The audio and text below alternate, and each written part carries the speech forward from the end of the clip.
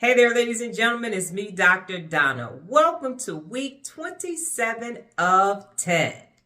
Last week, I read Winning with Accountability. Here's what I have for you. Ladies and gentlemen, I have to be totally honest with you. When I picked this book up at Savers, I put it back and then I picked it back up again. I put it back and I picked it back up again. Why did I do that? Because every time I come across something about accountability is negative and it's all just like punitive. It's accountability. You got to be accountable. You got to be accountable. And I was like, okay.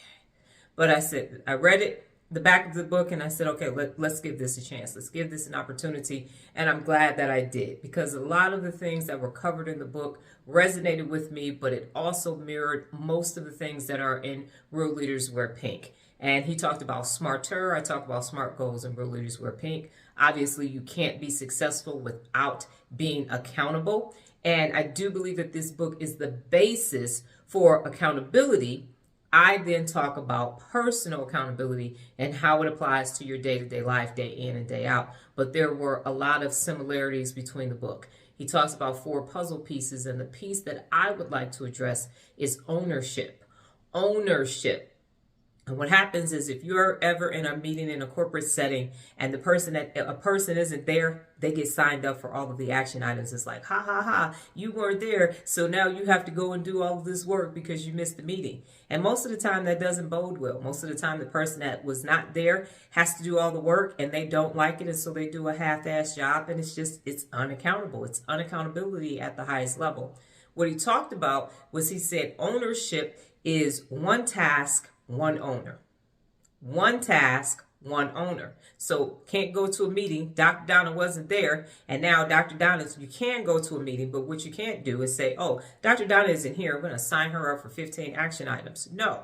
One owner, one task. We all leave with one task, and it's based upon competence level, not who has the most time. Because the person with the most time ends up with the most tasks, and that's not fair. So if you have the competence to do the task, you're going to do the task. And then the bandwidth or the time is the next step. But the person with the most competence is the owner of the task. And I think that is amazing, especially when you are in corporations and you have so many other things going on. The most competent person usually is the person that starts delegating and delegating.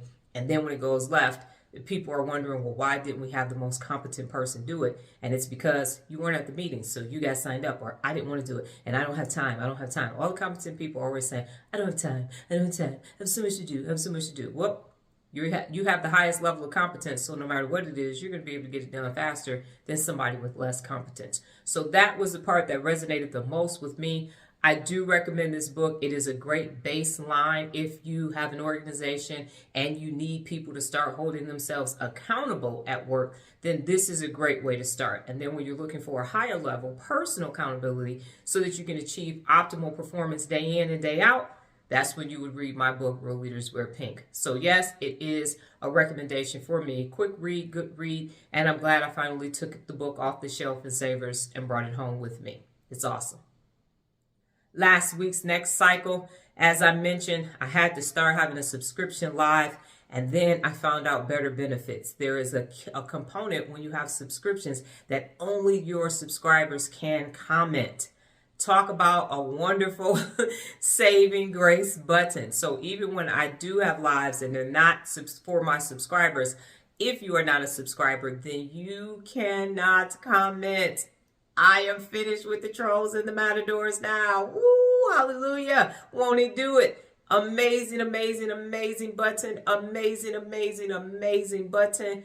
Smooth sailing now, ladies and gentlemen. I can just, woosah. No more trolls or matadors. A great next cycle. This week's book, Excellence Wins.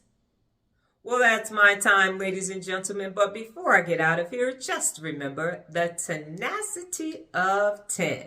Let the next cycle begin. Adios.